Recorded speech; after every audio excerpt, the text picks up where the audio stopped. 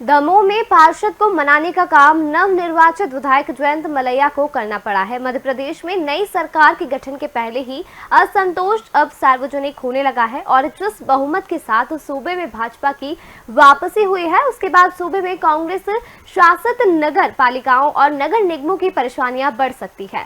संभव है इन इकाइयों को लेकर भाजपा कोई खेल कर दे। इस बात के संकेत सूबे के दमोह से मिले हैं, जहां एक पार्षद के इस्तीफे ने इलाके में सियासी पारा चढ़ा दिया है। आपने इस्तीफा दिया है, क्यों दिया, क्या कारण?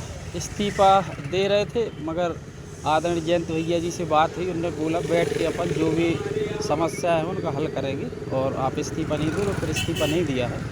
बाढ़ में बहुत सारी समस्याएं थी। अभी क्या है, नगर पालिका में 3-4 महीने सीएमओ भी नहीं रहे, बागरी जी रहे, तो किसी भी प्रकार के कार्य नहीं हो पाए।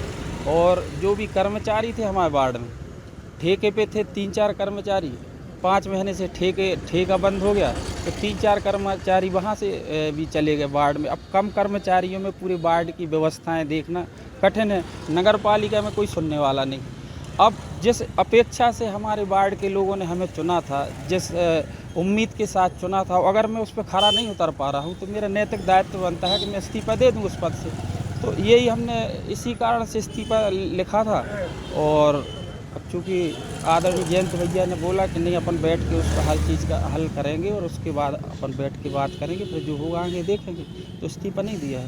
आप टीएसएम से चुनाव लड़े थे, आपने जी भाजपा कांग्रेस को हराया था। हाँ। क्या मानते हैं कि टीएसएम से चुनाव लड़ना निर्दलीय आप पार्षद बने, जी, तो इसलिए आपकी सुनवाई नहीं हो रही, या पार्षद और अध्यक्ष की कोई मेल नहीं, नगर पालिका कहीं से कहीं तक चले ही रही, पूरे तरीके से फेल है नगर पालिका। जो काम हो रहे हैं उनके बिल नहीं हो रहे हैं, सफाई कर्मचारी नहीं है, साफ़ सफाई नहीं हो पा रही, पूरे वार्ड शहर में अव्यवस्था है। अभी इतना बड़ा त्यौहार दिवाली निकल गई और मुसलमानों के भी त्यौहार थे, जैन समाज के भी त्यौहार थे।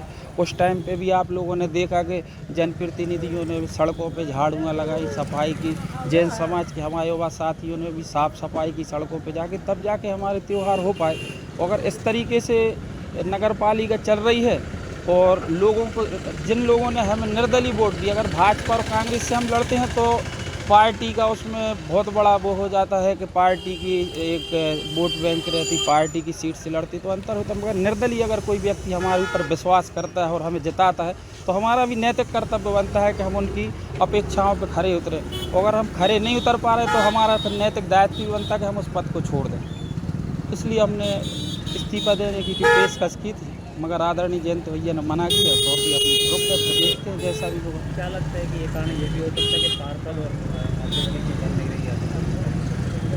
अब ये तो अध्यक्ष जी बता सकते हैं, पार्षदों की बनना नहीं बनना अलग विषय है। अगर वार्ड में कर्मचारी ही नहीं होंगे तो सफाई कहाँ से होगी? अगर ठेके पे कर्मचारी चाहिए हो और वहाँ पे कमी हो और अगर आप उसमें स्वीकृति प्रदान नहीं करेंगे तो कहाँ से काम होगा? तो ये सब चीज़ें तो अध्यक्ष महोदय और सीएमओ के लिए करना है। हम तो पार्षद हैं, हम तो जो हमारे वार्ड में आवश्यकता है, जो ज़रूरतें हैं, उनके लिए हम डिमांड करेंगे और नहीं पूरी होती हैं तो या तो हम धरने पे बैठें, और धरने पे बैठने में भी समझ में नहीं आता तो इस्तीफा दे के दूर हो जाए, दूसरा कोई हमसे बेहतर व्यक्ति आएगा तो वो करेगा। जिम्मेदार किसे मानते हैं?